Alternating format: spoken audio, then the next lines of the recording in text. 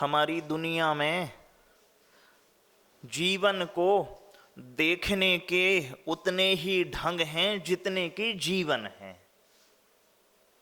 हमारी बड़ी दुनिया में बाबूजी जीवन को देखने के उतने ही ढंग हैं जितने कि जीवन हैं। सबकी सोच समझ नजरिए अपने अपने हैं और मौलिक हैं। मैं चाहूं कि दूसरे की सोच समझ उनकी मौलिकता को अपने अनुसार परिवर्तित कर लूं या बदलाव कर लूं तो संभव है नहीं। दुनिया में मां खोटे सिक्के का चलन तो बंद नहीं किया जा सकता ना। हां, सावधानी ये बरती जा सकती है कि मेरी जेब में न कोई खोटा सिक्का आ जावे। मेरी जिम्मेदारी मेरी जेब तक है। मेरी जिम्मेदारी मेरी जेब तक है।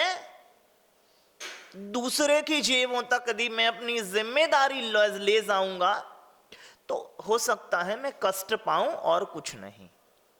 तो बाबूजी जीवन को देखने के उतने ही ढंग हैं जितने कि यहां पर जीवन है। तो कोई जीवन को बुद्धि के तौर पे देखता है मां, तो कोई जीवन को वृद्धि के तौर पे देखता है। किसी के लिए जीवन के मायने बाबूजी वृद्धि के अर्थ में होते हैं तो किसी के लिए जीवन के मायने बुद्धि के अर्थ में होते हैं। कोई जीवन को ज्ञान के तौर पे देखता है तो कितने ही लोग हैं संसार में जो जीवन को मान के तौर पे देखते हैं। कितने ही लोग हैं जो जीवन को नय से देखते हैं तो कितने ही लोग हैं मां जो जीवन को खालिस नजर से देखते हैं। नय से देखना और नयन से देखना, उनके लिए तो प्रत्यक्ष किम प्रमाणम। कितने ही लोग हैं जिनके लिए प्रत्यक्ष प्रमाण के तौर पे होता है। सिर्फ नए नजर से देख रहे हैं, नयन से देख रहे हैं नहीं ना मां। आप लाख तर्क जुटाते रहो कि जैसा आप देख रहे हो वैसा है नहीं, लेकिन उन्हें तो अपने ढंग से देखना। कोई ढंग से देखता है जीवन को तो कोई ढोंग से देखता है। सबके देखने के बावजूद क्या है जीवन को, कोई विचार के अर्थ में जीवन को देखता है तो कोई विस्तार के अर्थ में जीवन को देखता है। कोई विचार में निवेश को जीवन का सार समझता है तो कोई विस्तार में निवेश को जीवन का सार समझता है नहीं मां। कितने ही लोग हैं जो भले होने के तौर पे जीवन को देखते हैं तो कितने ही लोग हैं जो जीवन को बड़े होने के तौर पे देखते हैं। किसी के लिए बाबूजी कितने ही लोग हैं संसार में जिनके लिए जीवन भले होने के प्रारूप में दिखता है तो कितने ही लोग हैं जिनको जीवन बड़े होने के प्रारूप में दिखता है। और कितने ही लोग हैं जो जीवन को अनुदारता से देखते हैं तो कितने ही लोग हैं मां जो जीवन को आग्रह से देखते हैं। एक बताइए, चलिए भैया फर्नीचर, मैंने आपसे पूछा कि हम पहली बार आए मां, कोई यहां पहली बार आए और वो आपसे पूछे जी शिवपुरी के लोग कैसे हैं, मुझे कहोगे जरा, तो ये कहेंगे शिवपुरी में यहां तो मैं ही अच्छा आदमी हूं, यहां तो मैं ही अच्छा आदमी हूं। तो मां इन्होंने वस्तुतः कहा तो अपने संदर्भ में ही है, लेकिन इस ढंग से कहा है कि दूसरे को ये अपमानित कर गए। दूसरे से पूछो, वो कहा भैया जी यहां तो मैं भी अच्छा आदमी हूं, मैं भी अच्छा आदमी हो तो उसने अपने संदर्भ में तो स्तुति गान किया कि नहीं किया, लेकिन दूसरों को ही समादर दे दिया। तो कोई जब अनुदारता के संदर्भ में हम जीवन को देखते हैं तो भीरूप वचन प्रेषित होते हैं, और जब आग्रह के संदर्भ में जीवन को देखते हैं तो हीरूप वचन प्रस्तुत होते हैं। बाबूजी, शुरुआत यहां से की हमने कि जीवन को देखने के संसार में उतने ही ढंग हैं जितने की जीवन है। तो कोई बुद्धि के तौर पे जीवन को देखता है, तो कोई वृद्धि के तौर पे, कोई भले होने के प्रारूप में जीवन को देखता है, तो कोई बड़े होने के प्रारूप में।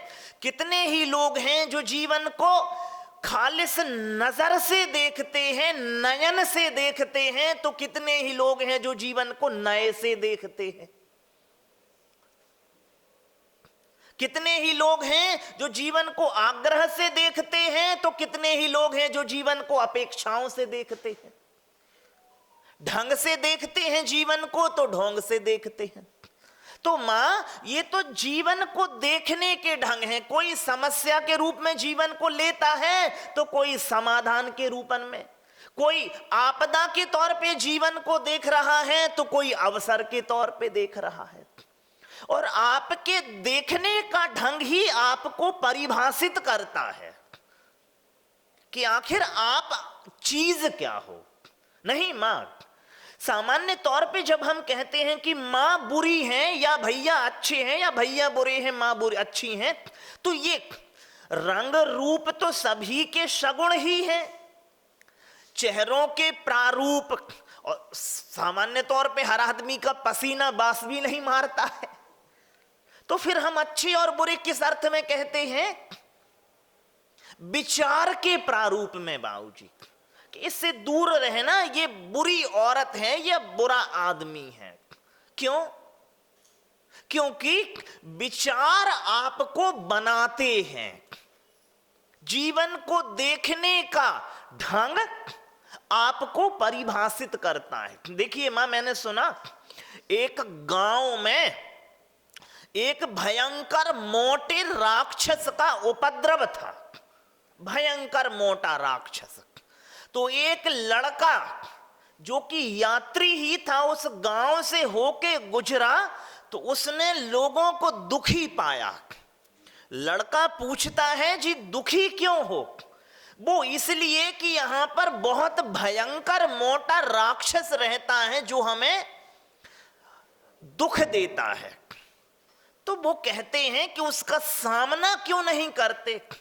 जी इसलिए सामना नहीं करते क्योंकि राक्षस भयंकर मोटा है, भीमकाय राक्षस है। वो लड़का कहता है, यह तो और भी अच्छा है कि अंधे भी पत्थर मारेंगे तो उसको जाके लगेगा। अगर बड़ा होना, उसका भीमकाय होना, या तो आपदा के रूप में तुम देख लो या अवसर के रूप में देख लो। अरे छोटा लड़का भी जो निशानची ना भी हो, वो भी पत्थर मारे तो इतना बड़ा है उसे जाके लगे। और एक राक्षस, तुम 1000 आदमी एक एक पत्थर मारो तो वैसे ही मर जाए। तो बाबूजी, या तो जीवन को आपदा के रूप में देख लो या अवसर के रूप में देख लो। नहीं, अब ये हमें तय करना है कि हम जीवन को किस तौर पे देखते हैं। कितने ही लोग हैं बाबूजी जो जीवन को बोध के तौर पे देख रहे हैं, और संसार में कितने ही हमारे अपने आसपास में लोग हैं वो बोझ के तौर पे देख रहे हैं। कितने ही लोग तो बस इसलिए जिंदा हैं क्योंकि वो मरने का साहस नहीं जुटा पा रहे। तो बाबूजी, ये अवसर है ना कि आपदा। और करना क्या है? आप सिर्फ ढंग से देखें जीवन को। हम बाबूजी जीवन को देखने की, जो विधा है मां वह थोड़ी विधा हाथ से खो गई है। देखिए मां, जैसे हम सभी लोग अभी मकान बनाना शुरू करें बाबूजी, रेत मिट्टी गारा चूना सब कुछ है अपने पास, विद मैपिंग करें और विदाउट मैपिंग करें तो कौन से मकान में सौंदर्य परिलक्षित होगा? बाबूजी बताओ जरा। कोई नहीं, मैं फिर से बैठा हुआ हूं अभी बताने को। आप मकान बनाना शुरू करें तो विद मैपिंग करें, नाप तौल के प्रारूप पहले से बना के रखें और फिर मकान बनाएं तो अच्छा मकान बनेगा। या मकान बनाना शुरू कर दें बाद में नाप तौल बिठाती रहें तो अच्छा, पहला अच्छा। बाबूजी देखिए मां, जब नाव हम नौकायन करते हैं, पानी में नाव उतरती है तो नाविक के पास दो चप्पू होते हैं।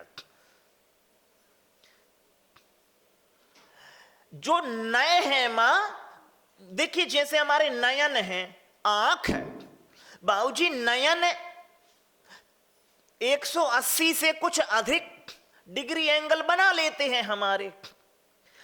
यदि एक आंख बंद कर लें तो दर्शन में बाधा उपस्थित हो जाती है, समग्र दर्शन में नहीं,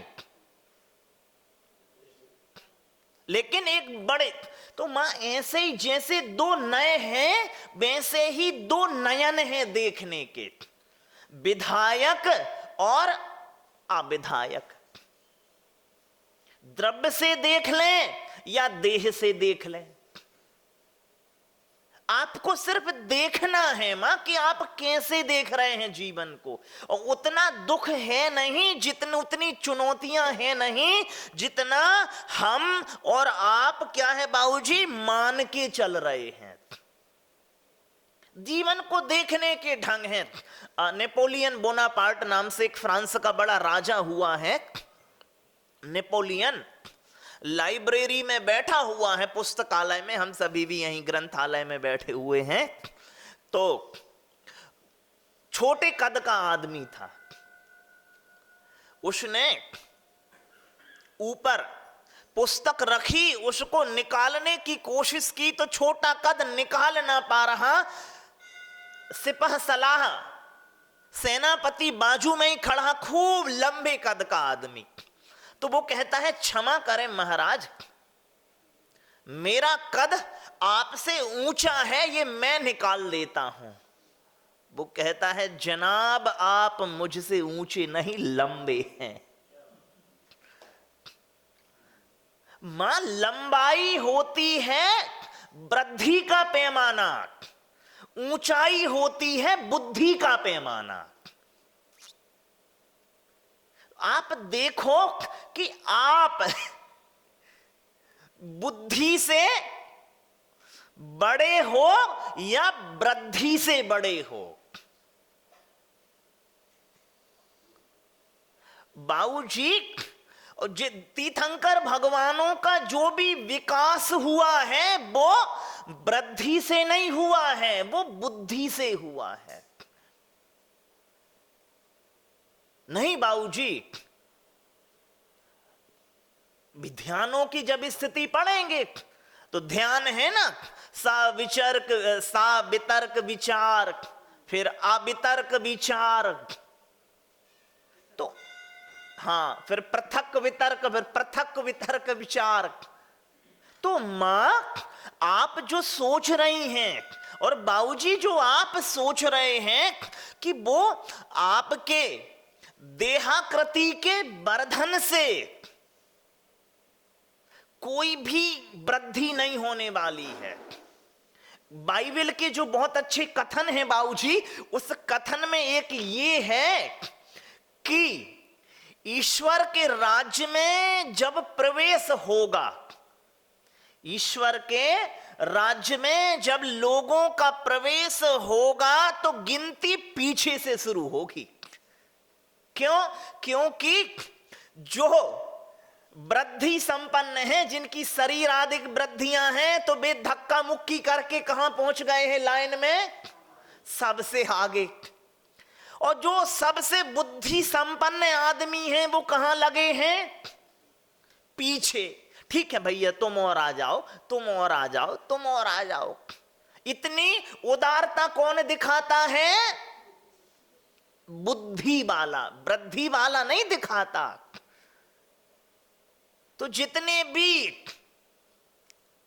भले हैं वो पीछे पहुंच जाते हैं, और जितने बड़े हैं वो आगे आ जाते हैं। इसलिए गिनती कहां से शुरू होनी है मां? पीछे से शुरू होनी है। उधर से ही दरवाजा खुल रहा है, इधर तुम इंतजार करते रही हो। तो मां और बाबूजी जीवन जो अवसर है उसको देखने का ढंग तय करें, और कुछ नहीं। मैंने सुना मां, एक बड़ा दुष्ट साहूकार जो चाहता है एक किसान की सुंदर बिटिया जो कि उसका कर्जदार भी है, उसे मैं अपने जाल में फंसा लूं। आज उपस्थित हुआ दरवाजे पर और कहता है, सुनो, या तो मेरा कर्ज चुका दो, नहीं तो जेल में डाल दूंगा और डलवा दूंगा तुम्हें, तुम्हारी कन्या को भी। दूसरा ये है कि कन्या से मेरी शादी कर दो, तुम्हारा कर्ज माफ कर दूंगा। तीसरा ये है कि मैं एक थैले में एक सफेद दूसरा काला पत्थर रखूंगा शर्त के तौर पे, यदि तुम्हारा इच्छित पत्थर निकल आया तो कर्ज भी माफ और कन्या से शादी भी नहीं करूंगा। लोग भी इकट्ठे हो गए, क्योंकि जेल जाने का साहस नहीं है, पैसे चुकाने की हैसियत नहीं है, सबसे अच्छा है दांव लगा लो। साहूकार तो धूर्त था ही, तो अपार भीड़ में उसने चुपके से 2 काले पत्थर डाल दिए और शर्त ये रख दी कि सफेद पत्थर आया तो कर्ज माफ और शादी भी नहीं करनी है, और काला पत्थर आया तो कर्ज माफ लेकिन शादी करनी पड़ेगी कन्या को। अब इस समय कैसे देखा जाए बताओ? चारों तरफ से फंसा, ना तो जेल ही जाना है, ना पैसे चुकाने का ही हैसियत है, और यदि पत्थर निकाले तो भी गए, घाटा है। कन्या ने देखने के ढंग, उसने झट से एक पत्थर निकाला और दिखाने को हुई ही थी कि नीचे गिरा दिया। सैकड़ों सफेद काले पत्थर पड़े थे। लोगों ने कहा, तुमने पत्थर क्यों गिरा दिया? क्षमा करें, वो धोखे से गिर गया है। हालांकि साहूकार की ईमानदारी पर सभी को भरोसा है, इन्होंने एक सफेद और एक काला पत्थर डाला हुआ था। अब इसमें वो पत्थर बचेगा जो नीचे नहीं गिरा है। अब सभी लोग देख लो, निकाला, कौन सा पत्थर निकला? काला। इसका अर्थ ये हुआ कि मेरी हाथ में सफेद पत्थर आया था।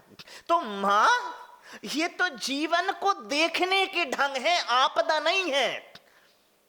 सामान्य तौर पे हमें उत्तर के पहले आपदा लगी होगी, नहीं ना बाबूजी? एक और आखिरी बात कहता हूं आपसे। एक मरते हुए पिता ने अपने पुत्र के नाम वसीहत लिखी, क्षमा करें, पुत्र के लिए वसीहत लिखी मुनीम के नाम।